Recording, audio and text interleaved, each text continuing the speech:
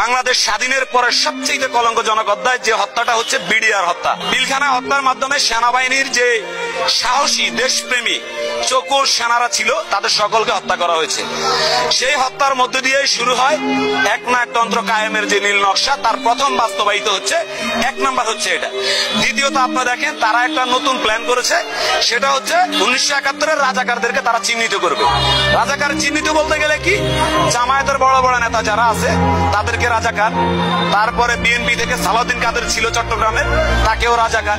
এভাবে তারা একটা রাজাকারের নাটক তৈরি করছে, যেই নাটকের মধ্যে দিয়ে রাজাকারের নামে আন্তর্জাতিক অপরাধ ট্রাইব্যুনাল করে তারা ফাঁসি দেয় বাংলাদেশের অসংখ্য সিনিয়র রাজনীতিবিদ দেশপ্রেমিকদেরকে। তাদের পরিকল্পনা হচ্ছে 2018 সালে যে নির্বাচন হয়েছে সেই নির্বাচনে তারা ক্ষমতায় যাবে, যার কারণে তারা তার এক বছর আগে দেশনেত্রী বেগম খালেদা জিয়াকে তারা একটা অন্যায় মিথ্যা বানোয়াট মামলার মাধ্যমে তারা বন্দী করে।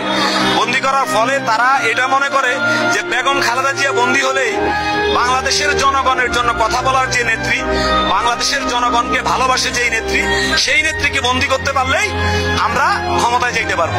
ঠিক একই রকম কায়দায় তারা 2018 সালে নির্বাচন করে, যেই নির্বাচনে আপনারা দেখেছিলেন সারা বাংলাদেশে বিএনপির যে প্রার্থী ছিল, সিনিয়র প্রার্থী যারা ছিল, সকলের উপরে একযোগে হামলা করা হয়েছে, সন্ত্রাসী হামলা।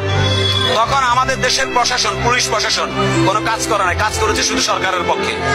যার ফলে তারা 2018 সালে নির্বাচন করে। নির্বাচনের দিন ভোট কেন্দ্রে ছিল কুকুর ঘুমিয়েছিল, মানুষ ছিল না। সেদিন প্রধানমন্ত্রী একটা বক্তব্য দিয়েছিল, প্রথম যে সে যখন ভোটটা দেয় সে বলেছিল আমরা কিন্তু জিতবই। তার ব্যাখ্যা দেওয়া ছিল যে আমার প্ল্যান করা আছে, আমরা কিন্তু জিতে যাবো।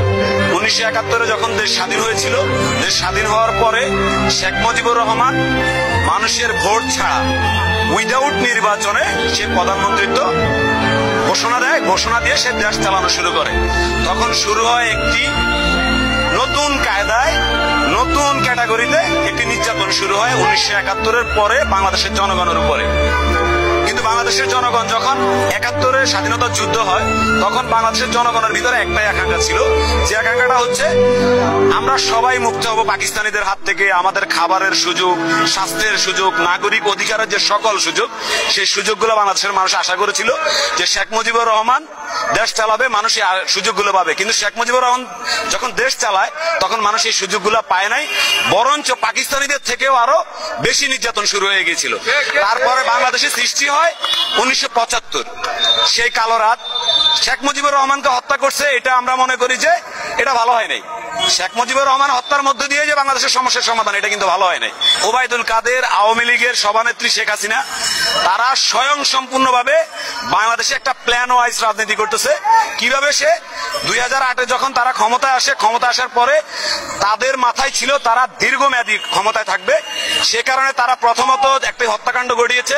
আপনি যখন জনগণের উপরে মানসিক চাপ সৃষ্টি করবেন, শারীরিক চাপ সৃষ্টি করবেন, নির্যাতন জুলুম সৃষ্টি করবেন, তখন কোনোভাবে এটাকে উন্নত দেশ বলা যাবে না। পুলিশের কিছু অসাধু কর্মকর্তারা মিলে বাংলাদেশের সকল মানুষের উপরে একটি নির্যাতন চালানো শুরু করেছে, যেটা হচ্ছে বাংলাদেশের সকল রাজনৈতিক দলের উপরে হামলা, মামলা, নির্যাতন, খুন, হত্যার মধ্য দিয়ে তারা 2018 সালে ক্ষমতা আসে। আসার পরে তারা এখন স্বপ্ন দেখে আবারও ক্ষমতায় যাবে। আওয়ামী লীগ অনেক দুর্বল হয়ে পড়ছে, সারা বাংলাদেশে তারা জনবিচ্ছিন্ন হইতে হইতে এমন একটা জায়গায় চলে আসছে যে পরিপূর্ণ একটা সীমাবদ্ধ একটা জায়গার ভিতরে আসছে। আপনি ধরেন 1 কিলোমিটার জায়গার ভিতরে সারা বাংলাদেশ থেকে সব আওয়ামী লীগ এনে দিলেও এখানে খালি থেকে যাবে। এখন আওয়ামী লীগ চিন্তা করে কি, প্রশাসনের কিছু কর্মকর্তার মাধ্যমে তারা আবারও ক্ষমতায় যেতে চায়। বাংলাদেশে কেয়ারটেকার গভর্নমেন্টের অধীনে যদি সুস্থ নির্বাচনটা সম্পূর্ণ হয়, আওয়ামী লীগ যদি সর্বোচ্চ সিট পায় তাহলে 5টা পাইতে পারে, 5টার বেশি পাবে না। ইভেন আমি আপনাকে বলি, গোপালগঞ্জের যে টঙ্গিপাড়া, শেখ হাসিনার যেখানে জন্মভূমি, তারপরে শেখ মুজিবুর রহমানের জন্মভূমি, সেখানেই তাদের ভরাডুবি হবে। 17 আসনে যে নির্বাচন হয়েছিল, এ আরাফাত যখন নির্বাচনে ক্যাম্পেইনে গিয়েছিল, সেখানে একজন বৃদ্ধ মহিলা বলেছিল, আপনি যা বলেছিল তা আমি বলতে চাই না, কারণ ওই বৃদ্ধ মহিলা আগের জামানার মানুষ, উনি ওনার মুখ দিয়ে যা আসছে তাই বলে দিছে। এটাই হচ্ছে বাংলাদেশ আওয়ামী লীগের বর্তমান অবস্থা।